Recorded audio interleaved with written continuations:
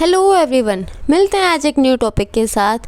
हमारी CSIR net की preparation को और ज़्यादा बूस्टअप करने के लिए हमारा आज का टॉपिक आइसोलोबल स्पीसीज़ और उससे रिलेटेड क्वेश्चन है हमारा the correct set of isolobal species is. ये 4 ऑप्शंस आपको दे रखे हैं। इन 4 ऑप्शंस में से आपको क्या है, एक करेक्ट ऑप्शन बताना है। ठीक है, तो आइसोलोबल स्पीसीज़ बच्चों 2 चीज़ों के बीच में निकाला जाता है। आपको क्या है, कोऑर्डिनेशन फ्रेगमेंट दे दिया जाएगा, एक ऑर्गेनिक फ्रेगमेंट दे दिया जाएगा। कोऑर्डिनेशन फ्रेगमेंट बोलने का मतलब है मेरा यहाँ पे कि आपको एक मतलब मेटल लिगेंड का बॉन्ड दे दिया जाएगा। ठीक है, और क्या हो जाए, जिसको कोऑर्डिनेशन स्फीयर में हमने बंद करके रखा हुआ है। दूसरा क्या हो जाएगा, ऑर्गेनिक स्पीसीज़ हो जाएगा। एग्जांपल के तौर पे मीथेन हो गया CH4 आपका। ठीक है, CH3 हो गया, CH2 हो गया, ये सब किसके अंदर आता है, आपका ऑर्गेनिक स्पीसीज़ में आता है। तो इसमें हमारा जो फर्स्ट क्वेश्चन है NH2 FeCO की होल 4 MnCO4 नेगेटिव, ये क्या है हमारे पास, ये तो आपका ऑर्गेनिक स्पीसीज़ हम बोल सकते हैं, और ये दोनों क्या है, कोऑर्डिनेशन स्पीसीज़ हो जाएगा। आपको बताना है कि आइसोलोबल है या नहीं। तो आइसोलोबल निकालने के लिए हमें 2 चीज़ों का ध्यान रखना होता है बच्चों। फर्स्ट चीज़ क्या होती है हमारी, फर्स्ट चीज़ होती है आपको नंबर ऑफ़ इलेक्ट्रॉन्स को बैलेंस करना होता है। सेकेंड, कोऑर्डिनेशन नंबर को बैलेंस करके चलना पड़ता है। ठीक है, अब हम इसमें सपोज इलेक्ट्रॉन्स देखते हैं कितने हैं। नाइट्रोजन में वैलेंस इलेक्ट्रॉन कितने होते हैं बच्चों, 5। हाइड्रोजन कितने प्रेजेंट है, 2।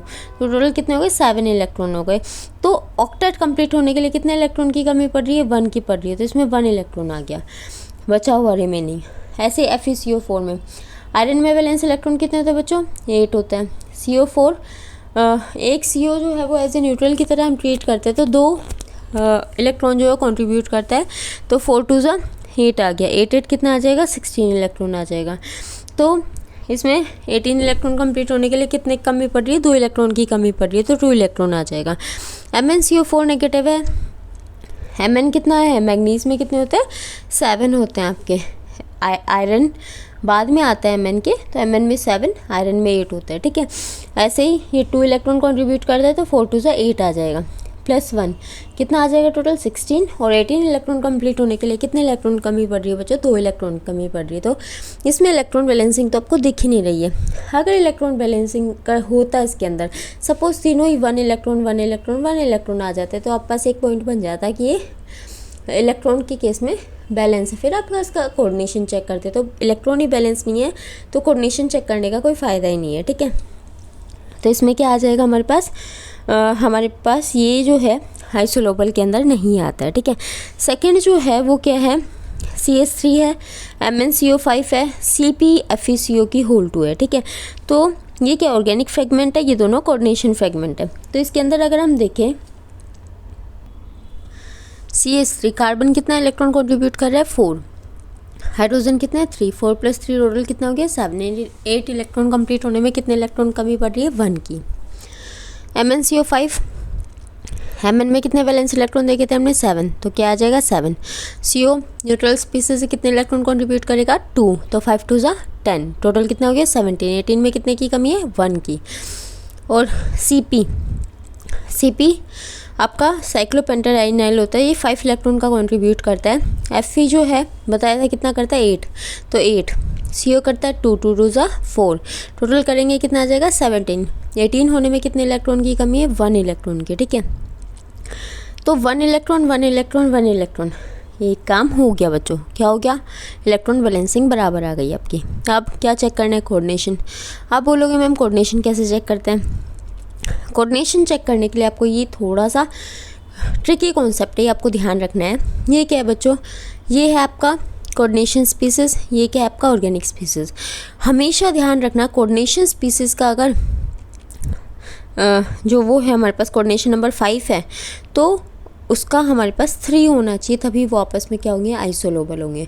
Ml2 है, कितना है, 2 कोऑर्डिनेशन नंबर है, कार्बन के साथ कोई हाइड्रोजन नहीं आएगा हमारे पास, इसका 0 जो है वो कोऑर्डिनेशन नंबर हो जाएगा। ठीक है, और साइक्लोपेंटाडाइनाइल के अंदर जो नंबर ऑफ़ इलेक्ट्रॉन्स होते हैं वो 5 होते हैं, लेकिन वैसे कोऑर्डिनेशन नंबर जो है 3 का कंट्रीब्यूशन होता है हमारे पास। ठीक है, ये मैंने यहाँ पे नंबर ऑफ़ इलेक्ट्रॉन्स मेंशन किए हैं, इसके यहाँ पे 3 भी मेंशन कर लेना आप साइड में। अब जब हम इसमें देखेंगे, यहाँ पे देखो मेटल लिगेंड 5, तो ये अगर Ml5 है तो ये कितना होगा, CH3 होना चाहिए। ये दोनों आइसोलोबल है बिल्कुल। और इसका काउंट करें तो FeCO2 Ml2 के जैसे दिख रहा है ना बेटा, मेटल और लिगेंड की होल टू Ml2, और Ml2 किसके जैसे है, Ml2 को हम माने तो इसका ज़ीरो कॉन्ट्रीब्यूशन, तो इसका ज़ीरो कोऑर्डिनेशन नंबर होगा और इसका क्या हो जाएगा 3 हो जाएगा हमारा। मीन्स तो ये तीनों आपस में क्या हो जाएंगे हमारे पास आइसोलोबल हो जाएंगे, ठीक है। तो सेकंड ऑप्शन जो है वो आपका करेक्ट ऑप्शन रहने वाला है। बट एक बार थर्ड और फोर्थ को भी देख लेते हैं, थर्ड और फोर्थ में क्या है। थर्ड में क्या है बच्चों, CH3 नेगेटिव CrCO6 आइसोलोबल है MnCO6 पॉजिटिव के साथ। तो कार्बन कितने हैं 4, हाइड्रोजन कितने हैं 3 और -1 का +1 हो जाएगा। टोटल कितने 8 इलेक्ट्रॉन है। तो इसमें कोई कमी तो है नहीं, हमारे पास 8 आ गए हैं।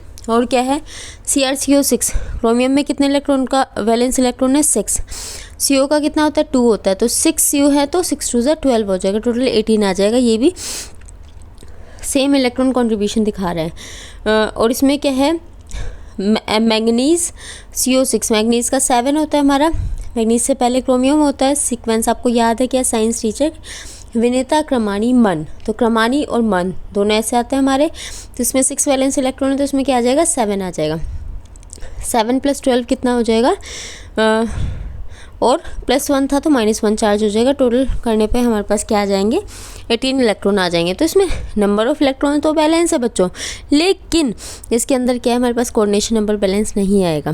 मैंने अभी आपको बताया था Ml5 था, तो जो हमारे पास ऑर्गेनिक स्पीसीज़ है उसमें कितना रहना चाहिए हमारे पास, उसमें Ml5 है तो उसके अंदर हमारे पास CH3 रहना चाहिए, मीन्स 2 कम रहने चाहिए। ऐसे ही Ml6 है तो यहाँ पे CH4 रहने चाहिए, लेकिन यहाँ पे क्या है CH3 है। और ऐसे इसके अंदर Ml6 है तो 2 कम होने चाहिए, तो ये आइसोलोबल नहीं है हमारा। नेगेटिव चार्ज को हम कंसिडर नहीं करेंगे, इसके अंदर क्या है ये आइसोलोबल नहीं है। अगर यहाँ पे CH4 होता तो ये आइसोलोबल हो जाता। नंबर ऑफ इलेक्ट्रॉन आपके बैलेंस है, इस चीज़ को मानते हैं, लेकिन कोऑर्डिनेशन नंबर बैलेंस नहीं होने की वजह से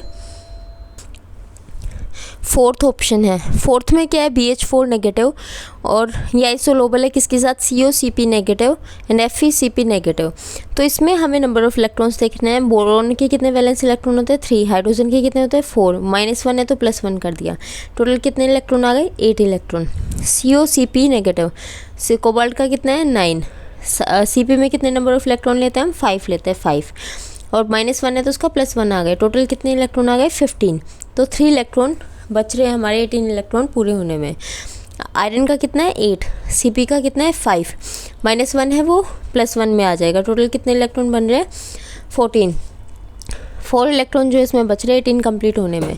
तो यहाँ से आपको दिख रहा है 8 इलेक्ट्रॉन 3 इलेक्ट्रॉन 4 इलेक्ट्रॉन कहीं से भी इक्वल नहीं है, तो फर्स्ट चीज़ ही इसमें कैंसिल हो गई, इसमें बैलेंसिंग ऑफ इलेक्ट्रॉन बन ही नहीं रही है, ठीक है। तो ये क्या हो गया हमारा, ये भी आइसोलोबल नहीं होगा। जब बैलेंसिंग ही नहीं हो रही तो कोऑर्डिनेशन नंबर तो कैसे ही इक्वल आएंगे। ये आइसोलोबल प्रिंसिपल है, किस में देखा जाता है कोऑर्डिनेशन फ्रेगमेंट में, ऑर्गेनिक फ्रेगमेंट में। Balancing of balancing of coordination number देखा जाएगा और बैलेंसिंग ऑफ इलेक्ट्रॉन देखा जाएगा, ठीक है। तो इसका जो करेक्ट ऑप्शन रहने वाला है वो क्या रहने वाला है, सेकंड हमारा करेक्ट ऑप्शन रहने वाला है। आई होप से आपको आज का कंसेप्ट समझ आ गया होगा आइसोलोबल स्पीसीज। लेकिन फिर भी कोई डाउट रह जाता है तो आप कमेंट बॉक्स में डाल सकते हैं। If you like my video then do like share and subscribe. Thank you for watching.